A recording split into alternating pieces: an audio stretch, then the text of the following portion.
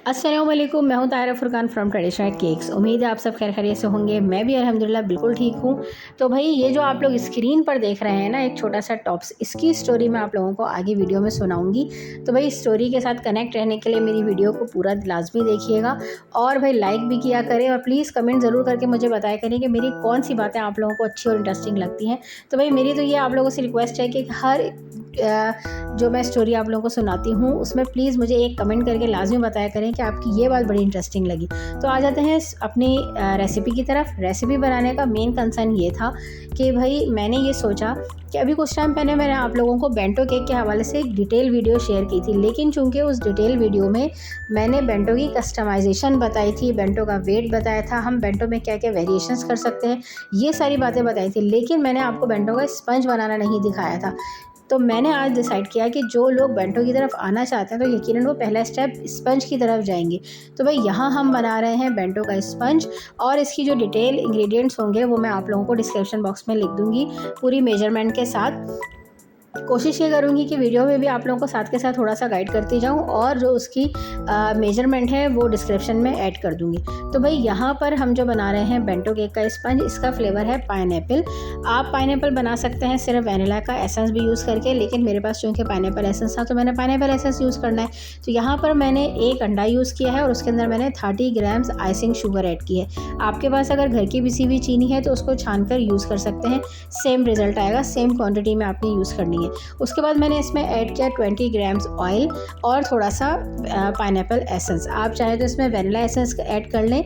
आगे जाके मैं आप लोगों को बताऊंगी कि वैनिला एसेंस ऐड करने का भी कोई मसला नहीं है, क्योंकि हम जो इसमें दूसरी एक इंग्रेडिएंट यूज़ करेंगे उससे वो पाइनएप्पल का फ्लेवर अच्छा आ जाएगा। फिर मैंने इसके अंदर ऐड किया 40 ग्राम्स मैदा, जिसके अंदर मैंने 1/4 टीस्पून बेकिंग पाउडर ऐड करके ऑलरेडी छान के रखा था। तो कोशिश क्या करें जब भी ड्राई इंग्रेडिएंट्स अपने वेट इंग्रेडिएंट्स में मिक्स करें उसको लाजमी छान के रखें। अच्छा, यहाँ पर मैं जो पैन साइज़ यूज़ कर रही हूँ वो है 4 इंच का पैन। अच्छा, वैसे तो मैंने बहुत सारे लोगों को देखा है कि वो 3 इंच के पैन में भी बेंटो बनाते हैं, लेकिन चूँकि मेरे पास जो बेंटो की कस्टमाइज़ेशन आती है, मैंने अपना स्टैंडर्ड साइज़ रखा है कि बेंटो मैं 4 इंच में ही बनाऊंगी और इसी साइज़ के अकॉर्डिंग कस्टमाइज़ेशन लूँगी। तो आप लोगों को भी इसी में गाइड करूँ, आपको अगर 3 इंच के पैन में सूटेबल लगता है तो आप उसमें बना लें। तो इसके जो हमने बेंटो का बैटर बनाया था उसको मैंने प्री हीटेड पतीले में 15 मिनट बेक किया है और उसका रिज़ल्ट आप लोगों के सामने है। ये 15 मिनट बेक होने के बाद बहुत अच्छा सा हो गया है, आपने बस उसको शासली की स्टिक से चेक कर लेना है। अच्छा, मैं चूँकि पतीले में बेकिंग करती हूँ इसलिए मैं हमेशा पतीले की बात करती हूँ। तो आप में से अगर कोई ओवन में बेकिंग करता है तो जिस टेम्परेचर पे आप केक बेक करते हैं उसी टेम्परेचर पे इसको बेक कीजिएगा, क्योंकि उस चीज़ से कोई फ़र्क नहीं पड़ता। और जो पतीले में बेकिंग करते हैं वो लोग जिस टेम्परेचर पे या जिस आँच पे आप अपना स्पंज बेक करते हैं उसी हिसाब से इसको बेक कीजिएगा। बस टाइमिंग का थोड़ा सा फ़र्क ये होता है कि ये 1 अंडे का स्पंज है, हाइटेड 4 इंच का पैन है 4x4 का, तो ये 15 मिनट्स, अराउंड 15 मिनट्स ये बेक होने में लेगा। अच्छा, अब आ जाते हैं इसकी क्रम कोट या इसकी फ्रॉस्टिंग की साइड पे। तो यहाँ पर जो मैं यूज़ कर रही हूँ ये है पाइनएप्पल टैंग का जूस। मतलब जो रेडीमेड जूसेस आते हैं पाइनएप्पल फ्लेवर में, मुझे ऐसा लगता है कि उससे इतना अच्छा और रिच फ्लेवर नहीं आता जितना मैं ये टैंग का पाइनएप्पल फ्लेवर यूज़ करती हूँ। तो ये मेरा अपना ज़ाती एक मतलब जिसे कहते हैं कि कॉन्सेप्ट है, या यूँ समझे मेरा अपना टेस्ट बड है कि मुझे पाइनएप्पल फ्लेवर का बना हुआ केक टैंग यूज़ करने से, मतलब टैंग का जो पाइनएप्पल फ्लेवर आता है उससे जो जूस बना के यूज़ करते हैं वो ज़्यादा अच्छा लगता है एज़ कम्पेयर टू मार्केट के। इवन मैंने अपने क्लाइंट्स के साथ भी अगर ये केक उन्हें शेयर किया तो उन्हें भी ये फ्लेवर बहुत अच्छा लगा।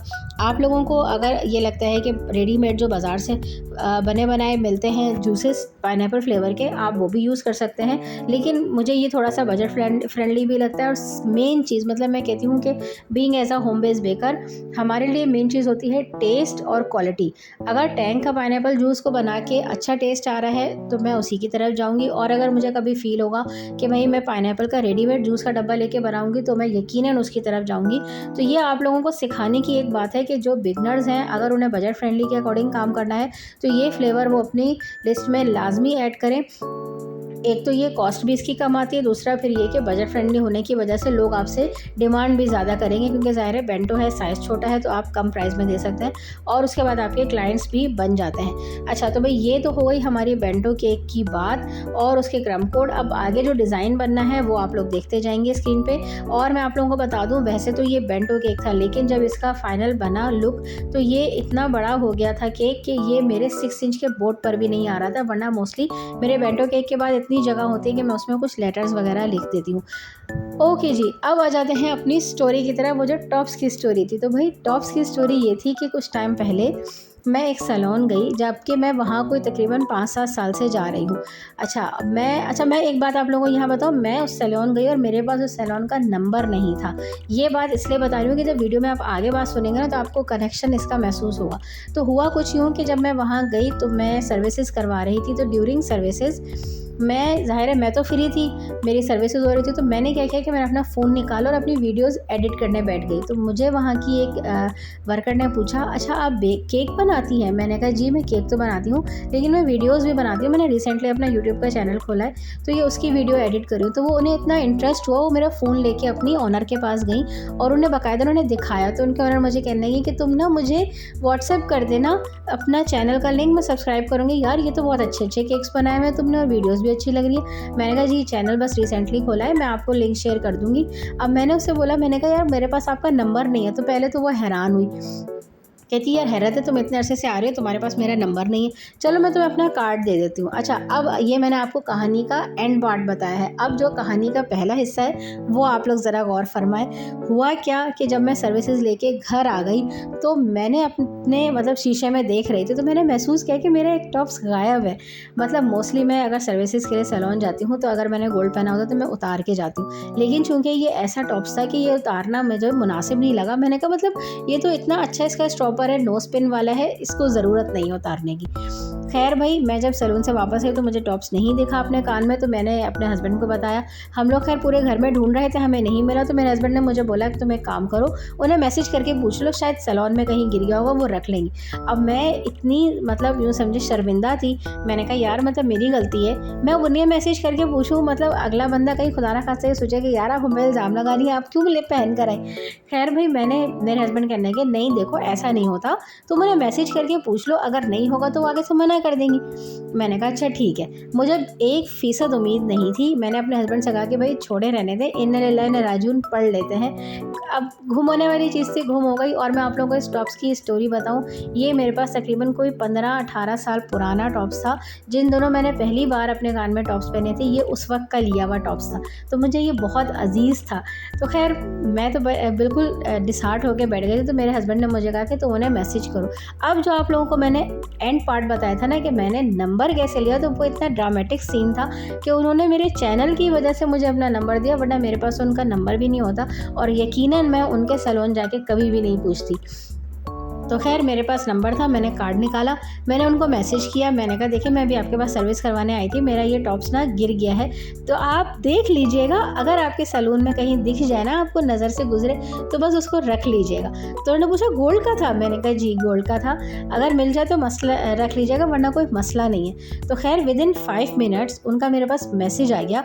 वो मुझे कहती है तुम्हारा बेटा टॉप्स मिल गया है, आके ले जाना। मैं इतनी खुश, मैंने अपने हस्बैंड को बताया। मेरे हस्बैंड कहने का यार लगता है वाकई तुम्हारी बड़ी मेहनत की कमाई का था वो, क्योंकि मतलब मैं बेसिकली तकरीबन 9 मैट्रिक क्लास में या इंटर के बाद से कुछ ना कुछ पढ़ा रही हूँ, कोचिंग पढ़ा रही हूँ, केक का काम कर रही हूँ, तो मैं छोटी छोटी चीज़ें अपनी पैसों से जमा करके ख़रीदती रहती थी। तो मैंने कहा हाँ यार ऐसे ही है।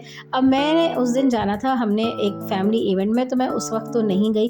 तो मैंने अपने हस्बैंड से कहा कि यार मैं नेक्स्ट डे जाके ले लूँगी, लेकिन ना मैं सोच रही हूँ एक उनके लिए केक बना के ले जाती हूँ। मतलब उन्होंने इतना मेरे लिए मेरा फेवर किया, मुझे बड़ा अच्छा लगा। इसे कहते हैं ना कि ईमानदारी की बात थी यार, उन्होंने मुझे ये चीज़ ढूंढ कर दी, मेरे लिए स्पेशली वक्त निकाला। उनके वर्कर्स ने, वो सब ढूंढ रहे थे। तो खैर जब मैं दूसरे दिन गई उनके पास केक लेके, तो मुझे मतलब बड़ी शुक्रगुजार हुई। मैंने कहा आप नहीं हो, मैं आपका शुक्रिया अदा करूँगी कि यार आपने मेरा टॉप्स ढूंढ दिया, मैं तो पूछ भी नहीं रही थी। तो मुझे उस पर वो बताती, कहती यार हैरत है तुमने पूछा नहीं। एक क्लाइंट थी, वो आई अपनी बच्ची का सर्विस करवाने, कटिंग करवाने, तो उनके ना बेटी का टॉप्स गिर गया। तो उन्होंने तो फ़ोन कर करके हमारा मतलब समझो सर खा लिया। और हैरत है कि तुमने एक बार मैसेज करके फिर तुमने बात ही नहीं की। मैंने मैंने कहा यार गलती तो हमारी होती है ना, हमें चीज़ का ख्याल रखना चाहिए। हुआ ये था कि वो जो स्टॉपर लगा हुआ था ना, वो पूरा का पूरा निकल के मेरे कान से बाहर गिर गया, वरना ये इस किस्म के टॉप्स होते हैं ये ईज़िली नहीं निकलते। और वो कहीं सर्विस के दौरान उनका हाथ ऐसे टकराया कि वो पूरा टॉप्स स्टॉपर समेत निकल गया। तो वो मुझे कहती हैं कि वो जो उस बच्ची का था वो तो स्टॉपर मिल गया था, लेकिन वो जो टॉप्स था ना वो हमें किसी क्लाइंट मतलब किसी वर्कर के शूज़ के अंदर से मिला था। और मतलब इतनी उन्होंने हमें कॉज की, इतना हमें उन्होंने मतलब कहते हैं ना प्रेशर डाला कि हमने हर चीज़ छान ली कि बस किसी तरीके से मिल जाए। तो अल्लाह का शुक्र है उनका मिल गया था। और तुमने तो भाई एक मैसेज करके, मैंने कहा मैं उस मैसेज में शर्मिंदा हो रही थी, वो तो शुक्र है मेरे हस्बैंड ने मुझे बोला तो मैंने किया, वरना मैं नहीं करती। तो भाई ये तो थी मेरी स्टोरी। और ये जो केक आप लोग स्क्रीन पे देख रहे हैं ये मैंने स्पेशली उनको एज अ गिफ्ट दिया था कि मैं बहुत खुश थी। और सबसे पहले तो मैंने अल्लाह का शुक्र अदा किया कि अल्लाह वाकई मेरी चीज़ मिल गई, मुझे बहुत अजीज़ थी। तो भाई अगर ये वीडियो मेरी अम्मी देखेंगे तो सबसे पहले उनकी कॉल आएगी मेरे पास कि बेटा तुम्हें मैं पहले ही कहती हूँ चीज़ें संभाल के रखा करो, उतार के जाया करो। तो वो खैर अम्मी का अपना हिसाब होता है, वो तो डांटती हैं भाई, और हमें सुननी भी चाहिए। हमें फिर अंदाज़ा होता है कि यार हमारी मिस्टेक है, बड़े ही हमें सिखाते हैं। तो भाई ये तो था मेरा एक उन्हें अप्रिशिएट करने का तरीका, एक छोटा सा गिफ्ट मैं उनके लिए लेके गई थी। आप लोगों से एक रिक्वेस्ट करूँगी, आप लोगों के साथ अगर कोई ऐसा इवेंट हुआ है तो लाजमी कमेंट बॉक्स में मुझे उसकी स्टोरी ज़रूर बताइए, क्योंकि मेरे साथ ये बहुत ड्रामेटिकल सीन हुआ कि मैंने किस वजह से नंबर लिया और इन दी एंड उसका यूज़ कहाँ हुआ। और भाई ये मेरा एक तरीका था उन्हें अप्रिशिएट करने का, और वो वाकई बहुत खुश हुई, बड़ी एक्साइटेड थी कहने की अच्छा यार केक बहुत अच्छा लग रहा है ये वो। मैंने कहा जी बस अब आप ना, मुझे बहुत अच्छा लगा आपके साथ ये एक्सपीरियंस करके। तो मैंने ये बोल कर आई थी कि मैं इस केक की वीडियो बना के लाजमी अपने ग्रुप चैनल पे लगाऊंगी, तो आप ज़रूर देखिएगा। तो भाई यहाँ तो हो गई हमारी स्टोरी और हमारा केक कंप्लीट। उम्मीद है आप लोगों को पसंद आई होगी। लाइक ज़रूर कीजिएगा और कमेंट सेक्शन में मुझे अपना फीडबैक भी दीजिएगा। मुझे दीजिए इजाज़त, मिलते हैं आपसे अपनी किसी नेक्स्ट इंटरेस्टिंग या ड्रामेटिक स्टोरी के साथ।